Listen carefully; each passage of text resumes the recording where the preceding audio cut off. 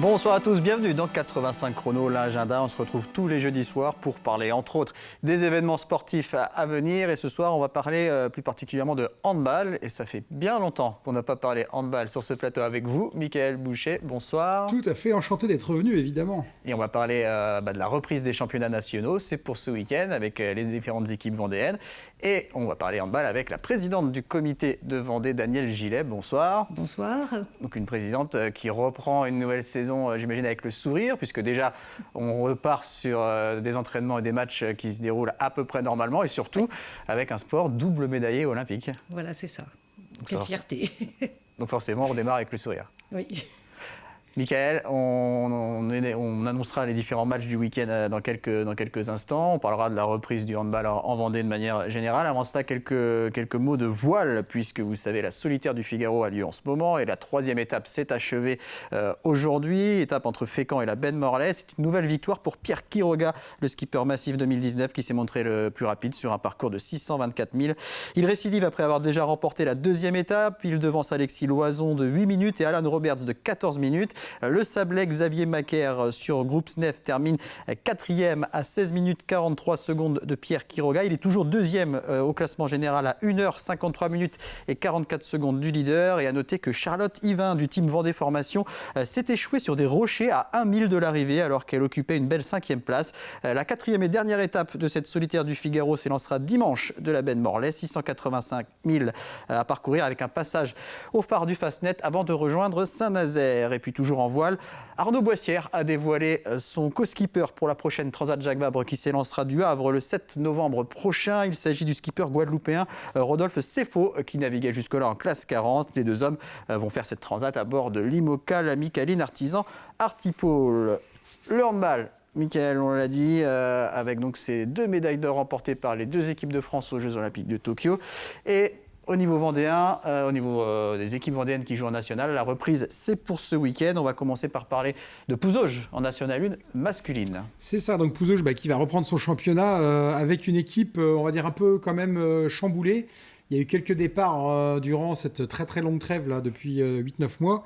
Notamment sont partis Roussel, Péo, Guylaine Lusson, Joudrez, Meserolles et aussi le capitaine de l'équipe, le phare de l'équipe, Mathieu Brault, on va dire, qui s'est mis un petit peu en retrait pour jouer plus avec l'équipe 2. Par contre, à côté de ça, ils ont aussi gardé une grosse ossature. On voit, il y a plein de têtes connues sur cette photo de groupe. Manque en plus là-dessus Julien Chaudet, le gardien, et Platza Lara, l'Espagnol. Il va y avoir en nouvelle tête que les gens vont découvrir, donc 2 jeunes Vendéens. C'est aussi ça, on va dire, le projet de Pouzauges, c'est de faire évoluer les jeunes Vendéens, qui sont l'aîné et qui sont Robin, plus on va dire, de joueurs du slam et de la côte. Et puis également un joueur Diallo qui joue à Poitiers, qu'on voit en haut à droite, le numéro 27. Et surtout, on va finir par la sensation de l'été, la recrue phare de l'été, on va dire, le numéro 15, Gauthier Mvumbi, le franco-congolais qui était donc au championnat du monde en début d'année, en janvier, et qui avait fait sensation au championnat du monde. Alors, il est arrivé vraiment comme un cheveu sur la soupe à Pouzauges, on ne l'attendait pas du tout.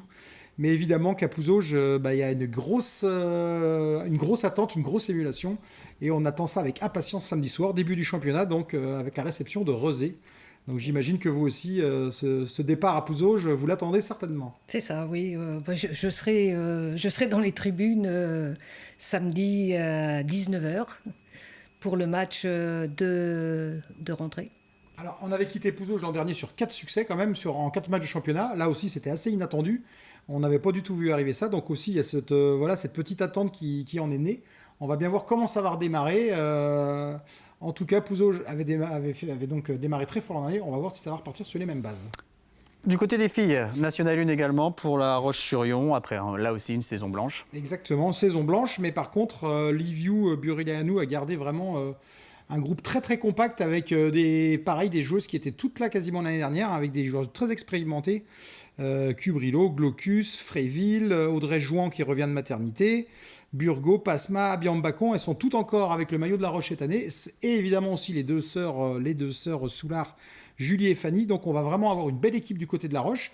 Et la recrue tunisienne qui est arrivée il y a déjà 1 an, mais qui n'a pas eu le temps de faire un match, Amal Amrouni, qu'on attend aussi la première prestation avec impatience, parce que c'est quand même une joueuse qui a fini quand même meilleure buteuse de la CAN en 2016.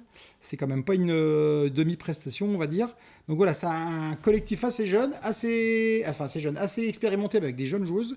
Et en plus, La Roche ne se cache pas à annoncer ses objectifs. De vouloir monter en D2 dans les 2-3 années et peut-être même plus si ça va bien se passer. Oui, avec déjà des ambitions de haut de tableau dès cette année. Un mot d'Agnès Gillet sur cette équipe de La Roche. Alors, oui, elles ont été aussi, elles ont récupéré aussi les jeunes qui sont au pôle espoir de Nantes. Donc il doit y en avoir 3, je pense. 3, voire 4. Donc des très jeunes qui sont en première, terminale, comme à Pouzauges. En fait, ils ont vraiment des très jeunes filles. Et avec ce socle de joueuses là, qui connaît bien le niveau Hénin, voilà, c'est ça pourrait, si Liviu arrive donc à faire matcher tout le monde, ça pourrait faire une bonne équipe et évidemment et peut-être une bonne saison aussi pour les filles de La Roche en Hénin cette saison. C'est ça, il y a Julie et puis, comment elle s'appelle, Plasma qui reviennent de maternité, elle aussi, Vanessa, voilà, qui reviennent de maternité, elle aussi, donc... Voilà, c'était l'année pour faire des bébés, on va dire. Je pense qu'il y a eu certainement un effet bébé Covid. Donc début de la saison, samedi soir contre Mérignac, avant 2 déplacements à Bordes et Limoges, dans la foulée. 20h45, coup d'envoi à la salle Omnisport. Et puis on retourne au handball masculin, National 3, avec le SLAM, l'équipe d'Aubigny et Moutier-les-Mauffais. C'est ça, alors exactement, j'ai envie de dire comme Pouzauges et La Roche, le SLAM a gardé vraiment son ossature de joueurs, avec des joueurs aussi qui connaissent bien, on va dire, la maison. Quelques jeunes joueurs aussi qui sont venus se rajouter à l'effectif. Et avec un trio d'entraîneurs qui n'a pas eu le temps d'expérimenter grand-chose l'année dernière. Ils n'ont fait que 2 matchs le SLAM l'année dernière. C'est même eux qui ont le moins joué en Vendée. Donc là, on voit Nathan Touranchot à droite. C'est donc avec à la tête Antoine Giraudot, donc des joueurs déjà d'expérience qui connaissent très très bien le handball et le handball vendéen évidemment. Et en plus, à côté de lui, Arnaud Langevin et Anthony Aubé, donc un trio d'entraîneurs expérimentés. Qui a beaucoup joué ensemble. Qui a beaucoup joué ensemble et qui va certainement bien faire les choses du côté d'Aubigny.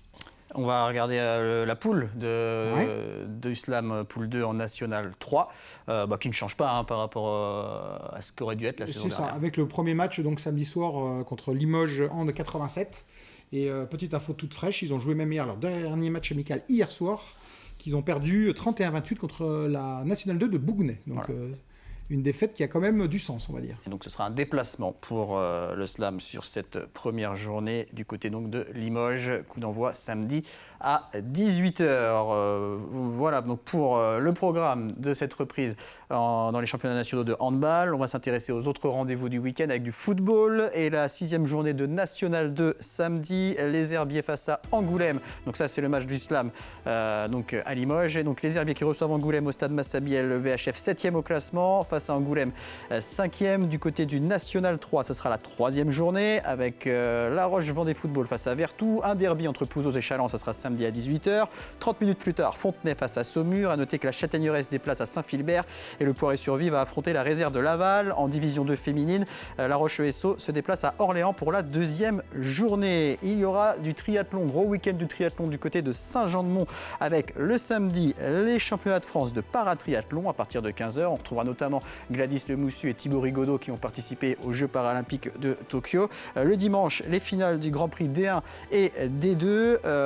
La D1 le matin à partir de 14h pour la D2. Du côté du club de Saint-Jean-de-Mont, c'était la reprise de l'entraînement ce mardi soir pour tout le monde. Et ceux qui se sont entraînés ce mardi soir ont pu rencontrer justement Gladys Lemoussu, la paratriathlète, mais aussi plusieurs membres de l'équipe de D1 qui participera à la finale du Grand Prix dimanche matin. Parmi eux, Léo Bergère, qui lui a participé aux Jeux de Tokyo et a terminé à la 21e place. Gladys Lemoussu, elle a terminé 6e de l'épreuve de paratriathlon. Des résultats plutôt décevants pour ces 2 licenciés du club montois qui espèrent pouvoir briller ce week-end. Gladys Lemoussu sur le championnat de France de paratriathlon et Léo Bergère sur le Grand Prix de D1, où l'équipe de Saint-Jean-de-Mont n'occupe que la 7e place au classement général. On va écouter Gladys Lemoussu, Léo Bergère, mais aussi Philippe Godin, le président du club. Ça a été très compliqué effectivement pour moi les Jeux. Mais voilà, je ne suis pas non plus abattue. C'est vrai que sur le coup, ça fait vraiment un choc. Mais voilà, je pense que de tous les échecs, on peut en retirer du positif. Et même si aujourd'hui, à chaud, c'est encore un peu dur, je pense qu'avec le recul, je vais prendre ça comme une force par la suite. Et ce week-end, oui, à la maison, championnat de France samedi à 15h. Donc ça va être plaisant. J'attends du public montois pour nous encourager. C'est une première aujourd'hui par chez nous. Donc j'espère que ça fera vibrer un peu le public. Avec un titre à défendre, effectivement. Donc normalement, ça devrait être bon, mais on ne sait jamais, comme je le dis. Il y a des aléas de course souvent qui peuvent aussi faire effet. Donc on croise les doigts, mais normalement, ça devrait le faire. C'est vrai qu'on n'a pas été à la hauteur de ce qu'on a pu montrer jusqu'à l'année dernière. Et donc on aura à cœur de montrer un meilleur visage et puis d'être à l'avant, d'être offensif pour remonter, grappiller quelques places au classement général et puis bien terminer cette saison sur le plan collectif. C'est quelque chose avec François qu'on avait imaginé déjà depuis pas mal d'années de faire cet événement-là. Moi je voulais en plus qu'on réunisse les paras et les valides sur un même site, sur une même organisation. Donc là on a la chance que la fédération nous ait attribué l'organisation donc de la finale de paratriathlon, du championnat de France de paratriathlon et les finales de Grand Prix et de la D2 aussi. Donc donc ça fait un vrai week-end sportif complet, ça va réunir à peu près 500 athlètes et je suis super content, super fier qu'on puisse réunir tout cet ensemble-là.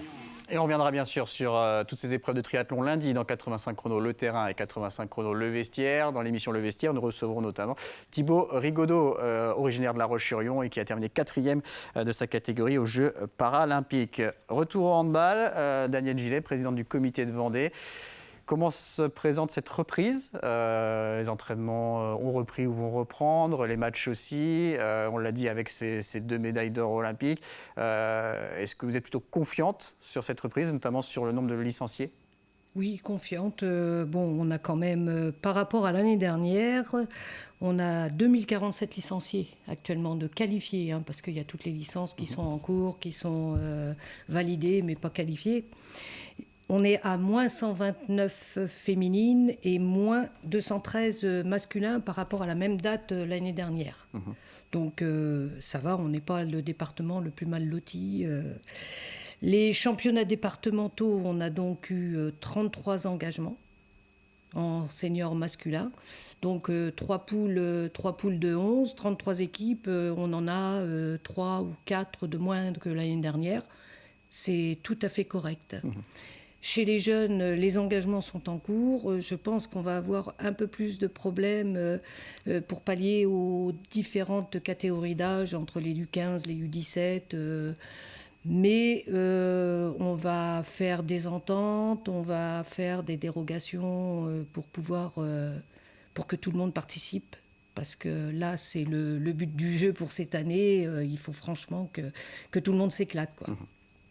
Donc après l'euphorie évidemment des Jeux Olympiques où pour ceux qui étaient dans le coma là depuis 2 mois, le handball français donc a trusté les 2 médailles filles et garçons pour la 3e fois pour les garçons d'ailleurs le titre olympique.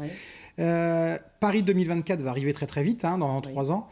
Est-ce qu'il va y avoir des actions qui vont être menées en Vendée justement au niveau du comité ? Est-ce que vous allez surfer sur cette vague là pour attirer des jeunes, pour faire venir du monde dans les salles et sur les terrains ? Alors on essaye, on a déjà commencé, on a fait des